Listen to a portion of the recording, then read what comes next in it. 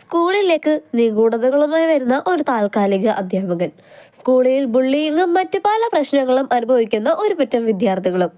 ക്ലാസ്സിലെ ഒരു പെൺകുട്ടിയെ ബുള്ളി ചെയ്യുന്ന സഹപാഠികൾ. ഈ നേരത്താണ് സാർ ക്ലാസ്സിലേക്ക് വരുന്നത്.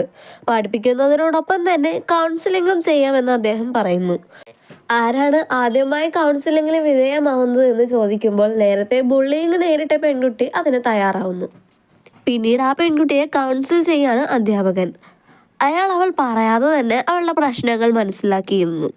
അവൾക്കൊരു പേപ്പറും കൊടുക്കുന്നു. ആ പേപ്പറിൽ അവളുടെയും അവളുടെ സഹപാഠികളുടെയും പേരുകളുണ്ടായിരുന്നു. ഇതിലേക്ക് നിനക്ക് ആരെയാണ് സുഹൃത്തുക്കളായി വേണ്ടത്, അവരുടെ പേരുമായി നിന്റെ പേര് യോജിപ്പിക്കാൻ പറയുന്നു. സാറ് പറഞ്ഞതുപോലെ തന്നെ അവൾ ചെയ്യുന്നു. പിന്നീട് ക്ലാസ്സിലേക്ക് എത്തുന്ന അവൾ കാണുന്നത് തന്നെ ബുള്ളി ചെയ്തുകൊണ്ടിരുന്ന രണ്ട് പെൺകുട്ടികളായ അവർ അവളുടെ അടുത്ത് വളരെ സൗഹൃദപരമായി സംസാരിക്കുന്നതാണ്. ഇവരിങ്ങനെ സൗഹൃദം സ്ഥാപിക്കാൻ വരുമ്പോൾ തന്നെ അവൾക്ക് മനസ്സിലാവുന്നുണ്ട് സാറ് നൽകിയ പേപ്പറിൽ പേരുകൾ തമ്മിൽ യോജിപ്പിച്ചതിൻ്റെ ഫലമായാണ് ഇങ്ങനെ സംഭവിക്കുന്നതെന്ന്. അതുകൊണ്ട് തന്നെ അവൾ സാറിനെ വീണ്ടും സമീപിക്കുന്നു ആ പേപ്പറിന് വേണ്ടി. ഈ സമയം സാർ അവളോട് നീ എൻ്റെ കൂടെ ഒരു ഡീലിൽ ഏർപ്പെടണമെന്ന് പറഞ്ഞു ഒരു മുദ്രപത്രം അവളെ ഏൽപ്പിക്കുകയാണ്. ഈ ഡീലിൽ ഏർപ്പെട്ട് അവൾ ആ മുദ്രപത്രത്തിൽ ഒപ്പിട്ടാൽ മാത്രമേ ഇനിയും ആ പേപ്പർ അവൾക്ക് നൽകുകയുള്ളൂ എന്ന് അദ്ദേഹം പറയുന്നു. പിന്നാലെ അവൾ ആ മുദ്രപത്രത്തിൽ ഒപ്പിടാൻ സമ്മതിക്കുന്നു. രക്തം കൊണ്ടാണ് ഒപ്പിടേണ്ടത്. അവളുടെ വിരലിലെ ഒരിറ്റ് രക്തം ആ മുദ്രപത്രത്തിലേക്ക് വീഴുകയും ആ രക്തത്തുള്ളികൾ അവളുടെ പേരായി മാറുകയും ചെയ്യുന്നു. അങ്ങനെ ആ രക്തത്തുള്ളി മുദ്രപത്രത്തിലേക്ക് വീണതും അത് അവളുടെ പേരായി മാറി. ആ നിമിഷം മുതൽ അവൾ സാറുമായി എഗ്രിമെന്റിൽ ഏർപ്പെട്ടിരിക്കുന്നു. അങ്ങനെ ആ പേപ്പർ സാർ അവൾക്ക് സ്വന്തമായി നൽകുന്നു. ആ പേപ്പർ കൊടുക്കുന്നതിന് മുന്നേ തന്നെ സാർ പ്രധാനപ്പെട്ട ഒരു കാര്യം അവളോട് പറയുന്നുണ്ട്. നിനക്ക് ആരുമായാണോ സൗഹൃദത്തിൽ ഏർപ്പെടേണ്ടത് അയാളുടെ പേരിന് നേരെ നിന്റെ പേര് ചേർക്കുകയാണെങ്കിൽ പിന്നീട് അത് ഏതെങ്കിലും രീതിയിൽ മാഞ്ഞു പോയാലോ അത് വീണ്ടും കൂട്ടിച്ചേർക്കാൻ കഴിയുന്നതല്ല. ഇനി നിനക്ക് സൗഹൃദമാവാൻ താല്പര്യമില്ലാത്ത ആളുടെ പേരിന് നേരെ തെറ്റുകൾ കൊടുത്താൽ മതിയാവും. സാറ് പറഞ്ഞത് കേട്ട് പിന്നീട് ക്ലാസ്സിലേക്ക് എത്തുന്ന അവളെ ബുള്ളി ചെയ്തുകൊണ്ടിരുന്ന പ്രധാനിയായ ഒരു പെൺകുട്ടിയുടെ നേർക്ക് മറ്റു രണ്ട് പെൺകുട്ടികളുടെ പേര് വെട്ടിച്ചേർക്കുകയാണ്. ഇങ്ങനെ ചെയ്തതും ഉടൻ തന്നെ സംസാരിച്ചു നിന്നിരുന്ന അവർ വേർപിരിഞ്ഞു പോവുകയാണ്. അവളെ എങ്ങനെയാണോ ഒറ്റപ്പെടുത്തിയത് അതേപോലെ തന്നെ ആ ബുള്ളിയിങ്ങിലെ പ്രധാനിയായ പെൺകുട്ടിയെയും അവൾ ഒറ്റപ്പെടുത്താൻ ശ്രമിക്കുന്നു. അങ്ങനെ അവൾ ക്ലാസ്സിലെ സഹപാഠികളുടെ പേര് അങ്ങോട്ടും ഇങ്ങോട്ടും തലങ്ങും വലങ്ങുമായി കൂട്ടിച്ചേർക്കാൻ തുടങ്ങി. അതിൻ്റെ ഫലമായി അവൾക്ക് ഒരുപാട് സുഹൃത്തുക്കളെയും ലഭിച്ചു. കഥാനായകനെ സുഹൃത്തായി ലഭിക്കണമെന്ന ആഗ്രഹത്താൽ അവൾ അവൻ്റെ പേരും ചേർക്കുന്നു. പക്ഷേ ഈ നടക്കുന്ന കാര്യങ്ങളൊക്കെ തന്നെ ക്ലാസ്സിലെ ലീഡർ പെൺകുട്ടി ശ്രദ്ധിക്കുന്നുണ്ടായിരുന്നു. ഈ ലീഡർ പെൺകുട്ടിയാണ് നമ്മളുടെ കഥാനായിക, നമ്മുടെ കഥാനായകൻ്റെ കാമുകി. ഇതിലെ നായകൻ്റെ പേര് സാങ്കോ എന്നാണ്. നമുക്ക് അവനെ സാങ് എന്ന് വിളിക്കാം. അതേപോലെ തന്നെ കഥാനായികയുടെ പേര് റിം എന്നാണ്. നമുക്ക് അവളെ അങ്ങനെ തന്നെ വിളിക്കാം. പക്ഷേ ക്ലാസ് ലീഡറായ റിമ്മും അവളുടെ കാമുകനായ സാങ്ങും ഇതെല്ലാം നോട്ടീസ് ചെയ്യുന്നുണ്ടായിരുന്നു.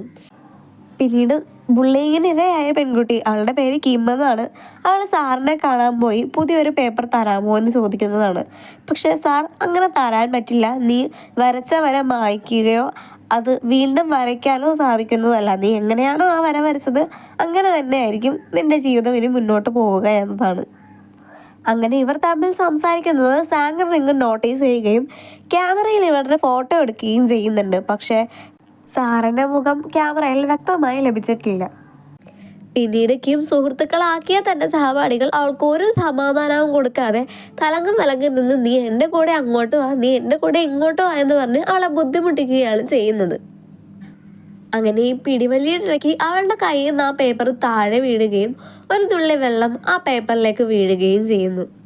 അതിൽ നമ്മുടെ നായകൻ്റെ പേര് മാഞ്ഞു പോവുകയും ചെയ്യുന്നുണ്ട്. അങ്ങനെ ആ വര മാഞ്ഞ ഉടൻ തന്നെ നായകന് സ്വബോധം വരുന്നു. അവൻ അവിടെ നിന്നും പോകുന്നു. അങ്ങനെ ഈ സഹപാഠികളെ കൊണ്ട് പൊറുതിമുട്ടിയ കിമ്മാണെങ്കിൽ നേരെ റൂഫ് ടോപ്പിലേക്ക് വെച്ച് പിടിക്കുകയാണ്. അവിടെ ചെല്ലുമ്പോൾ അവൾ കാണുന്നത് ആത്മഹത്യക്ക് നിൽക്കുന്ന ബുള്ളിയിങ്ങിലെ പ്രധാന പെൺകുട്ടിയായ ഇവൾ ഒറ്റപ്പെടുത്താൻ ശ്രമിച്ച അതേ പെൺകുട്ടിയായിരുന്നു. താൻ എങ്ങനെയാണോ ബുള്ളിയിങ് ചെയ്യപ്പെട്ടത്, താൻ എങ്ങനെയൊക്കെയാണോ ഒറ്റപ്പെട്ടത്, അതുപോലെയൊക്കെ ആ പെൺകുട്ടിയും ഒറ്റപ്പെടണം, ബുള്ളിയിങ് ചെയ്യിക്കണം എന്ന് മാത്രമേ കിമ്മിനുണ്ടായിരുന്നുള്ളൂ. അവളിങ്ങനെ ആത്മഹത്യയുടെ വക്കിലെത്തി എന്നറിഞ്ഞപ്പോൾ കിം അവളോട് ക്ഷമ ചോദിക്കുന്നു. ഇപ്പോഴാണ് മറ്റു സഹപാഠികൾ അവിടേക്ക് എത്തുന്നത്. കിമ്മിന് വേണ്ടി എല്ലാവരും വീണ്ടും പിടിവലിയായി. അങ്ങനെ ആ പേപ്പർ കിമ്മിൻ്റെ കയ്യിൽ നിന്നും താഴെ വീഴുന്നു.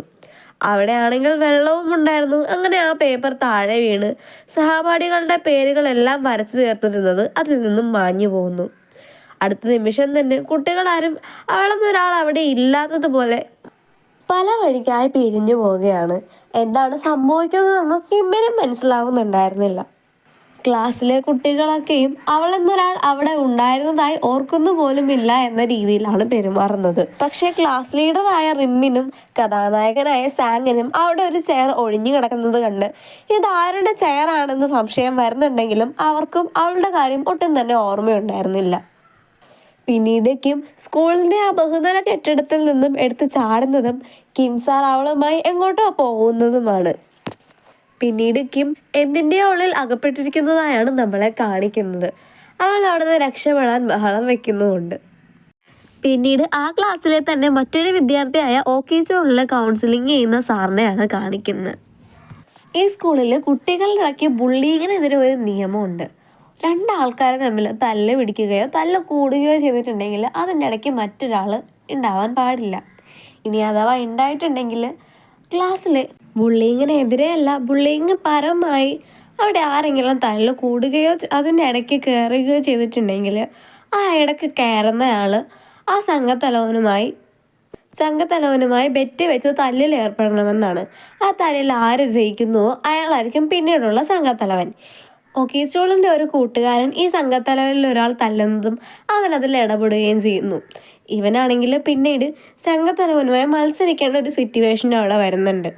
അപ്പോഴാണ് സാർ ഇവനെ കൗൺസിലിങ്ങിനും വിളിക്കുന്നത്. നേരത്തെ കിമ്മിൻ്റെ പ്രശ്നങ്ങൾ മനസ്സിലാക്കിയ സാർ ഇവൻ്റെ പ്രശ്നങ്ങൾ മനസ്സിലാക്കുന്നു. അവൾക്ക് കൊടുത്തത് ഒരു പേപ്പർ ആണെങ്കിൽ ഇവന് കൊടുക്കുന്നത് കയ്യിലൊരു സീലാണ്. ആ സീല് കൊടുക്കുമ്പോൾ ഒരു ടൈമുണ്ട്, 11:05 മറ്റോ ആണ്. ആ ഒരു ടൈമിൽ ഒരു ലൂപ്പ് പോലെ ഇവൻ ആ ഗെയിം തോറ്റിട്ടുണ്ടെങ്കിൽ വീണ്ടും വീണ്ടും വന്ന് ചേർന്നുകൊണ്ടേയിരിക്കും. അവൻ എപ്പോഴാണോ ആ തല്ലിൽ ജയിക്കുന്നത് അപ്പോൾ മാത്രമേ അവൻ ആ ലൂപ്പിൽ നിന്ന് രക്ഷപ്പെടാൻ കഴിയൂ. അവനോട് ഒരിക്കലും ആ തല്ലിൽ നിന്നും പിന്മാറരുത്, എന്തൊക്കെ വന്നാലും പിന്മാറരുത് എന്നും കൂടി സാറ് പറയുന്നുണ്ട്. അങ്ങനെ കിമ്മിനെ കൊണ്ട് ഒപ്പിടിപ്പിച്ച അതേ മുദ്രപ്പേപ്പർ ഇവനും സാറ് നൽകുന്നു. ഇവനും അതേപോലെ തന്നെ രക്തം കൊണ്ട് ഒപ്പിടുന്നു. ആ നിമിഷം മുതൽ ഓക്കീച്ചോൾ സാറുമായി എഗ്രിമെന്റിൽ ഏർപ്പെട്ടിരിക്കുന്നു. പിന്നീട് കാണിക്കുന്നത് അവൻ എപ്പോഴൊക്കെ ഇടി പിടിക്കാൻ പോകുന്നു അപ്പോഴൊക്കെ തോറ്റു പോകുന്നതാണ്. തോക്കുന്ന നിമിഷം തന്നെ ഒരു ടൈം ലൂപ്പിൽ പെട്ട പോലെ അവൻ എവിടെ നിന്നാണ് തുടങ്ങിയത് അവിടെ തന്നെ നിന്ന് അവസാനിക്കുന്നു. അങ്ങനെ ഒരുപാട് തവണ ലൂപ്പിൽ ഏർപ്പെട്ട് ഓപ്പോണൻറ്റിൻ്റെ മൂവ്സൊക്കെ മനസ്സിലാക്കിയായിരുന്നു പിന്നീടുള്ള അവൻ്റെ ശ്രമം. അതിൽ അവൻ വിജയിക്കുന്നു. അങ്ങനെ അവനായി ആ കോളേജിലെ സംഘത്തലവൻ. അങ്ങനെ അവനൊരു ഗേൾ ഫ്രണ്ടും ആവുന്നു. അങ്ങനെ പോയിക്കൊണ്ടിരിക്കുമ്പോഴാണ് വീണ്ടും ഒരു പ്രശ്നമുണ്ടാകുന്നത്. ഇവൻ നേരത്തെ തല്ലി തോൽപ്പിച്ച് സംഘത്തലവനും കൂട്ടരും ഇവനോട് വീണ്ടും വഴക്കിനെത്തിയിരിക്കുന്നു. പക്ഷെ കഴിഞ്ഞ തവണത്തെ പോലെ ലൂപ്പിൽ ഏർപ്പെട്ട് എതിരാളിയെ തോൽപ്പിക്കാൻ പറ്റും എന്നവന് തോന്നുന്നില്ല. അങ്ങനെ ആ തലയിൽ തോറ്റവൻ വീണ്ടും പഴയ ലൂപ്പിലേക്ക് തന്നെ എത്തുന്നു. ഇത്തവണ സാറിനോട് അവൻ കാല് പിടിച്ച് പറയുന്നുണ്ട്, എനിക്കിന്നിന് വയ്യ, എന്നെ വെറുതെ വിട്ടേക്കുമെന്ന്. പക്ഷേ സാറാണെങ്കിൽ പറയാണ്, നീ ആ എഗ്രിമെൻറ്റിൽ ഒപ്പിട്ട് പോയി, ഇനി നിന്നെ കൊണ്ട് പിന്മാറാനാവില്ല, നീ ഇനിയും അങ്ങനെ തന്നെ ചെയ്യേണ്ടി വരും. വീണ്ടും ലൂപ്പിൽ പെട്ട് മത്സരിക്കാൻ അവന് തയ്യാറായിരുന്നില്ല. അവനത് നിഷേധിക്കുന്നു. സാർ അവനെ ആ മുറിയിൽ നിന്നും പുറത്താക്കുന്നു. സാറിൻ്റെ മുറിയിൽ നിന്ന് ഇറങ്ങി അവനെ കാത്ത് അവിടെ ആ പഴയ സംഘത്തലവനും കൂട്ടരും ഉണ്ടായിരുന്നു. അവരെല്ലാം അവനെ ആക്രമിക്കുന്നു. പിന്നീട് കാണിക്കുന്നത് കിമ്മിന് പറ്റിയതുപോലെ തന്നെ ഒരു കണ്ണാടിക്കുള്ളിൽ അകപ്പെട്ട ഓക്കീച്ചോണിനെയാണ്. പിന്നീട് ക്ലാസ് റൂമിൽ റിങ്ങും സാങ്ങും പഴയ കിമ്മിൻ്റെ ടേബിൾ കണ്ടതുപോലെ തന്നെ ഓക്കീച്ചോണിൻ്റെ ടേബിളും കാണുന്നു. ഇവൻ ആരാണ് എന്നാണ് എന്നറിയാനായിട്ട് സ്കൂളിലെ രജിസ്റ്റർ ബുക്ക് നോക്കാനായി സാറിൻ്റെ ക്യാബിനിലേക്ക് പോകുന്നു. അവരവിടെ നിന്നും ഓക്കീച്ചോണിൻ്റെ കയ്യിൽ പതിപ്പിച്ച സീലും അതുപോലെ തന്നെ ഓക്കീച്ചോണിനെ കൊണ്ടും കിമ്മിനെ കൊണ്ടും ഒപ്പിടിച്ച മുദ്രപ്പേപ്പറും കാണുന്നു. ഇപ്പോഴാണ് അവർ നിൽക്കുന്ന ആ സ്ഥലത്തേക്ക് ആരോ വരുന്നതായി അവർ ശ്രദ്ധിക്കുന്നത്. ആ വന്നത് മറ്റാരും ആയിരുന്നില്ല, സാറ് തന്നെയായിരുന്നു. പക്ഷെ സാറിൻ്റെ കൺവെട്ടത്ത് പെടാതെ ഒളിച്ചിരുന്നവർ രക്ഷപ്പെടുന്നു. പിന്നീട് കാണിക്കുന്നത് ആ ക്ലാസ്സിലെ തന്നെ മറ്റൊരു വിദ്യാർത്ഥിയായ സിയോളിനെയും സഹപാഠികളെയുമാണ്. ആ കൂട്ടത്തിൽ ക്ലാസ് ലീഡറായ റിമ്മും ഉണ്ട്. ഒന്നാളാവാൻ വേണ്ടി തന്നെ അച്ഛനും അമ്മയും ബോയ് ഫ്രണ്ടും ഒക്കെ വിദേശത്താണെന്ന് പറയാണ് സിയോള്. ഇത് കഴിഞ്ഞ് അവൾ പോകുമ്പോൾ കൂടെ ഇരുന്ന് സഹപാഠികൾ പറയുന്നുണ്ട്, അവളിത് വെറുതെ പറഞ്ഞതായിരിക്കുമോ എന്ന്. പിന്നീട് ക്ലാസ് റൂമിൽ ഇവരുടെ അസൈൻമെൻറ്റ് എന്തിനോ മാർക്ക് കൊടുക്കുന്ന സാറിനെയാണ് കാണിക്കുന്നത്. അതിൽ ഏറ്റവും ഉയർന്ന മാർക്ക് കിട്ടിയിരിക്കുന്നത് സിയോളിനായിരുന്നു. അതുകൊണ്ട് തന്നെ നീ ഒരു കൗൺസിലിംഗ് റൂമിലേക്ക് വരണം, നിനക്ക് ഞാനൊരു ഗിഫ്റ്റ് വെച്ചിട്ടുണ്ട് എന്ന് അവളോട് പറയാണ്. പിന്നീട് കൗൺസിലിംഗ് റൂമിലേക്ക് എത്തുന്ന അവൾക്കൊരു ബുക്കും പേനയുമാണ് നൽകുന്നത്. ആ ബുക്കിൽ നീ ഏറ്റവും ആഗ്രഹിക്കുന്ന ഒരു കാര്യം, അതായത് നടക്കണമെന്ന് നീ ആഗ്രഹിക്കുന്ന ഒരു കാര്യം എഴുതാൻ പറയുന്നു. അതിന് കള്ളമായാലും കുഴപ്പമില്ല, നീ അത് എഴുതിക്കോളാൻ പറയുന്നു. അവൾ ആ ബുക്കിൽ 2 ആഗ്രഹങ്ങൾ എഴുതുന്നുണ്ട്. ഒന്ന്, സഹപാഠികളോട് പറഞ്ഞ വിദേശത്ത് കാമുകനുണ്ട് എന്ന് പറഞ്ഞയാൾ നാട്ടിലേക്ക് എത്തണമെന്ന്. രണ്ടാമത്തതാണെങ്കിൽ തൻ്റെ ഒരു കറുത്ത രൂപം പിന്തുടരുന്നു എന്നതും. ആ ബുക്കിൽ അങ്ങനെ എഴുതി കഴിഞ്ഞ് ബുക്ക് തിരികെ സാറിന് കൊടുത്ത് ക്ലാസ്സിലേക്ക് പോവുകയാണ് ആൾ. പിന്നീടാണ് സാർ ഒരു ന്യൂ അഡ്മിഷനെയും കൊണ്ടിട്ട് ക്ലാസ്സിലേക്ക് വരുന്നത്. ഇവൻ വിദേശത്തായിരുന്നു, ഇപ്പോഴാണ് ഇങ്ങോട്ട് പഠിക്കാനത് എന്നൊക്കെ മറ്റു കുട്ടികളെ പരിചയപ്പെടുത്തി അവനോട് അവിടെ ഒഴിഞ്ഞു കിടക്കുന്ന സീറ്റിൽ പോയി ഇരിക്കാൻ പറയുന്നു. ഈ ന്യൂ അഡ്മിഷൻ പയ്യനാണെങ്കിൽ സിയോളിൻ്റെ അടുത്ത് ചെന്ന്, നീ എനിക്ക് വേണ്ടി ഒരുപാട് നാളായി കാത്തിരിക്കുകയായിരുന്നു എന്ന് എനിക്കറിയാം, നീ എന്നെ ഒരുപാട് മിസ് ചെയ്തു എന്നും എനിക്കറിയാം, നമ്മളിനി എന്നും ഒരുമിച്ച് ഉണ്ടാവുമല്ലോ എന്ന് പറയാണ്. സിയോളാണെങ്കിൽ ഇതെന്താ നടക്കുന്നതെന്ന് പോലും അറിയാതെ അന്നം വിട്ടിരിക്കുകയാണ്. ഈ ക്ലാസ്സിന് ശേഷം അവൾ ഓടിപ്പടച്ച് സാറിനെ കാണാൻ പോകുന്നുണ്ട്. എന്തൊക്കെയാണ് ഈ സംഭവിക്കുന്നത്, ഞാൻ ആ ബുക്കിൽ എഴുതിയത് അങ്ങനെ തന്നെ നടന്നല്ലോ എന്ന് പറയാണ്. സാറ് പറയാണ്, ഇതായിരുന്നു നിനക്കുള്ള സമ്മാനം, നീ ആ ബുക്കിൽ അങ്ങനെ എഴുതിയത് കൊണ്ടാണ് അത് യാഥാർത്ഥ്യമായത്, നീ ആ ബുക്കിൽ എന്തെഴുതുന്നോ അതൊക്കെ സത്യമായി മാറുന്നതായിരിക്കും. അങ്ങനെ ഈ ന്യൂ അഡ്മിഷനായ അവളുടെ കാമുകൻ കൂട്ടുകാരുടെ മുന്നിൽ ഷൈൻ ചെയ്യാനായിട്ടുള്ള വസ്തുവായിട്ട് അവൾക്ക് മാറിയിരിക്കുകയാണ്. അങ്ങനെ അവൻ്റെ കൂടെ നടക്കുമ്പോഴാണ് ആരോ അവളെ ഫോളോ ചെയ്യുന്നതായിട്ട് അവൾക്ക് തോന്നുന്നത്. പക്ഷെ അവൾ ശ്രദ്ധിക്കുന്നതാണെങ്കിൽ ആരോ ആയിട്ട് അവൾ കാണുന്നുമില്ല. പക്ഷെ അവൾക്ക് ആരോ അവളെ ഫോളോ ചെയ്യുന്നതായിട്ട് തോന്നുന്നുമുണ്ട്. പിന്നീട് അവളത് വലിയ കാര്യമായി ശ്രദ്ധിക്കുന്നില്ല. പിന്നെ അവൾ സാറിൻ്റെ അടുത്ത് ആ ഡയറി ആവശ്യപ്പെട്ട് ചെല്ലുകയാണ്. ഇപ്പോഴാണ് സാറ് പറയുന്നത്, നിനക്കുള്ള സമ്മാനമായിരുന്നു നിൻ്റെ കാമുകൻ, അത് നിനക്ക് കിട്ടിക്കഴിഞ്ഞു. ഇനി നിനക്ക് ആ ഡയറി വേണമെങ്കിൽ അതൊരു കരാറാക്കിയേ നിനക്ക് തരാൻ കഴിയൂ. നീ ഒരു മുദ്രപത്രത്തിൽ എനിക്ക് ഒപ്പിട്ട് നൽകണം, എന്നാൽ മാത്രമേ ആ ഡയറി ഞാൻ നിനക്ക് ഇന്ന് തരൂ. അവൾക്ക് ആ ഡയറി ആവശ്യമായതുകൊണ്ട് തന്നെ അവൾ അതിന് സമ്മതിക്കുന്നു. അവൾ ആ മുദ്രപത്രത്തിൽ പഴയ 2 പേരും ചെയ്തതുപോലെ തന്നെ രക്തം കൊണ്ട് ഒപ്പിടുന്നു. അങ്ങനെ ആ നിമിഷം മുതൽ അവൾ സാറുമായി കരാറിൽ ഏർപ്പെട്ടിരിക്കുന്നു. അവൾ അങ്ങനെ അവിടെ നിന്ന് ഇറങ്ങി നടക്കുമ്പോഴാണ് അവൾ നേരത്തെ പറഞ്ഞ പോലെ ആരോ ഫോളോ ചെയ്യുന്നതായി അവൾക്ക് തോന്നുന്നത്. പക്ഷെ അവൾ അവിടെയൊക്കെ നോക്കുന്നുണ്ടെങ്കിലും അവൾ ആരെയും കാണുന്നില്ല.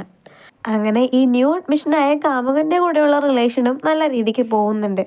അങ്ങനെ അവൾ ബാത്റൂമിലുള്ളപ്പോഴാണ് 2 കുട്ടികൾ മാത്രം ഇരുന്ന്, ഇത് ആ സിയോളിൻ്റെ അച്ഛൻ്റെ അമ്മേൻ്റെയും കടയാണെന്ന് തോന്നുന്നു, അവൾ ഈ പറയുന്നതൊക്കെ കള്ളം തന്നെയാണെന്നാണ് എനിക്ക് തോന്നുന്നത്.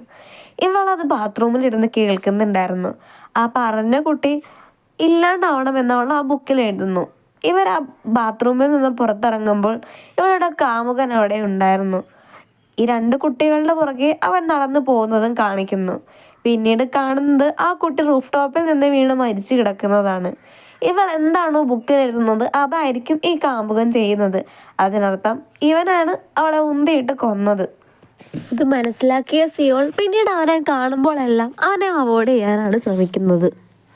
ഇവളിങ്ങനെ അവോയ്ഡ് ചെയ്യുന്നു എന്ന് മനസ്സിലാക്കിയ കാമുകൻ ആത്മഹത്യ ചെയ്യാനായി റൂഫ് ടോപ്പിലേക്ക് ചെന്നിരിക്കുന്നു.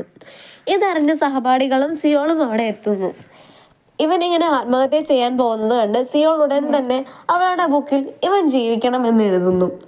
ഇവൻ അത് എഴുതിയ പാടെ അവളുടെ അടുത്ത് വന്ന് വളരെ സ്നേഹത്തോടെ, നീ എന്നെ ഒരിക്കലും വിട്ട് പോരുത് എന്ന് പറയുകയാണ്.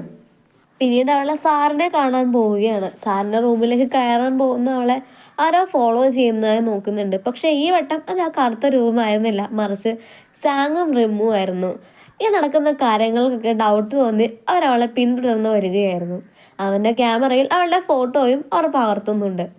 അങ്ങനെ സാറിനെ കാണാൻ കയറിയ അവൾ, എനിക്കിനി മടുത്തു, ഈ ബുക്ക് എനിക്ക് വേണ്ട, ഇത് തിരിച്ചു വാങ്ങണം, എല്ലാം പഴയതുപോലെ ആക്കണമെന്ന് പറയുകയാണ്.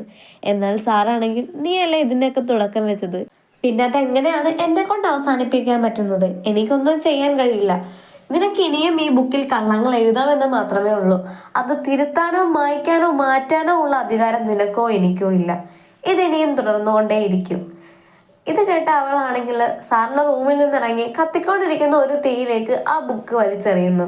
പിന്നീട് എല്ലാം തീരുമല്ലോ എന്ന സമാധാനത്തിലിരിക്കുമ്പോഴാണ് ആ പകുതി കത്തിയ ബുക്കുമായി അവളുടെ കാമുകൻ അവളുടെ അടുത്തേക്ക് എത്തുന്നത്. അവനാണെങ്കിൽ ഒരു വല്ലാത്ത ഭാവത്തിലായിരുന്നു അവളുടെ അടുത്തേക്ക് എത്തുന്നത്. അത് കണ്ട പേടിച്ച് അവൾ എങ്ങോട്ടെന്നില്ലാതെ ഓടുന്നു. അങ്ങനെ ഓടിയെത്തുന്നത് സാങ്ങിന്റെ റിമ്മിന്റെ അടുത്തായിരുന്നു. ഇവളിങ്ങനെ ഓടിയെത്താനുള്ള കാരണം ചോദിച്ചു നിൽക്കുന്ന സാങ്ങിന്റെ റിങ്ങിനെയാണ് കാണുന്നത്. അപ്പോഴാണ് കാമുകൻ അങ്ങോട്ടേക്ക് വരുന്നത്. അവൻ സിയോളിനോട് പറയാണ്, നീ ഈ ബുക്കിൽ എഴുതിയാൽ മാത്രമേ എനിക്ക് നിലനിൽക്കാൻ പറ്റത്തുള്ളൂ.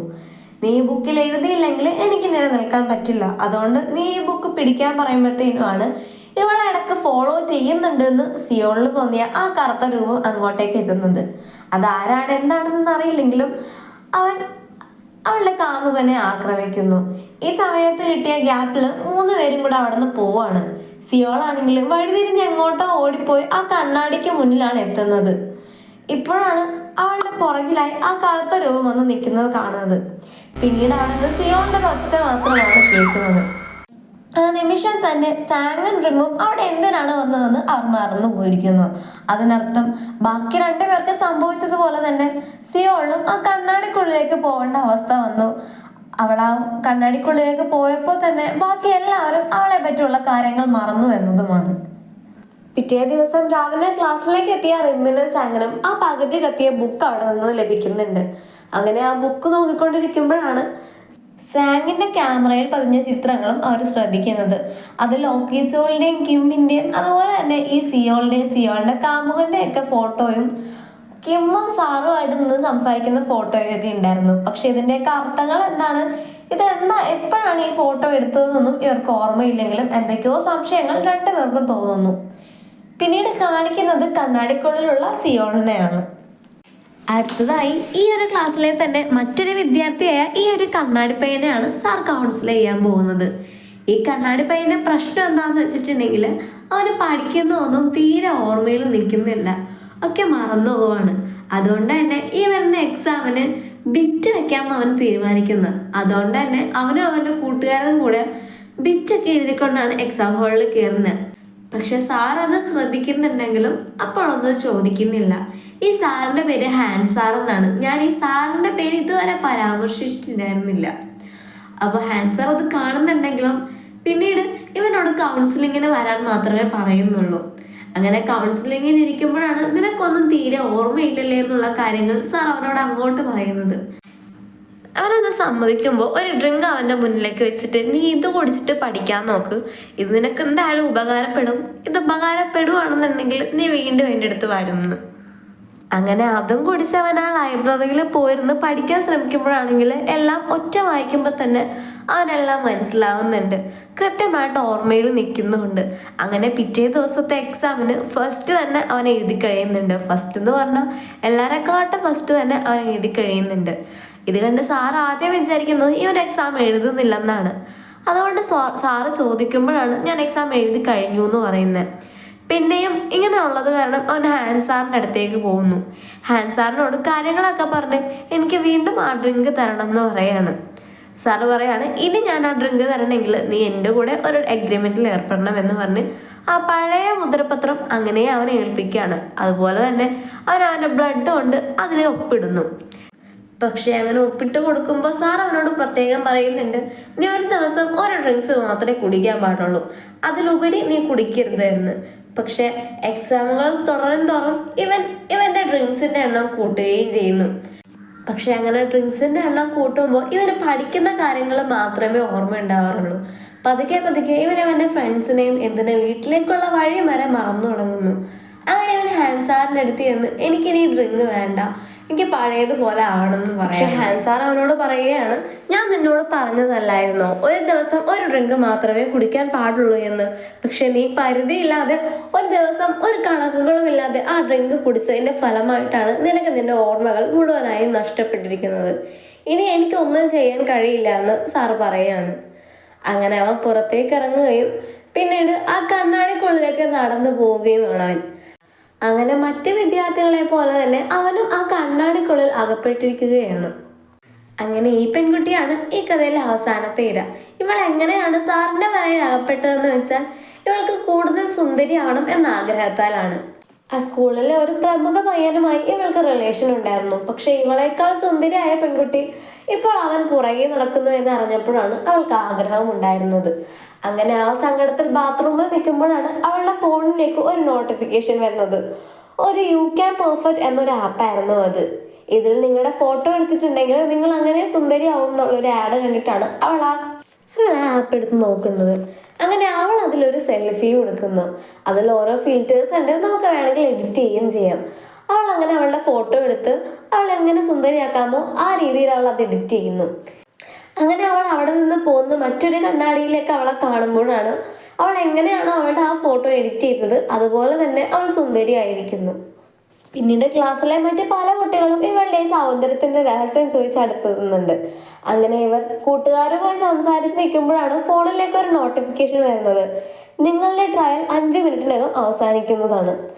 അത് കണ്ട ഉടനെ തന്നെ അവൾ ബാത്റൂമിലേക്ക് പോവുകയാണ്. അവിടെ നിന്നും 5 മിനിറ്റിനകം അവൾ പഴയതുപോലെ തന്നെ ആവുന്നു. ഇനിയും ഈ സർവീസ് ആവശ്യമുണ്ടെങ്കിൽ കൗൺസിലിംഗ് റൂമിലേക്ക് വരിക എന്ന് മെസ്സേജ് വരുന്നു.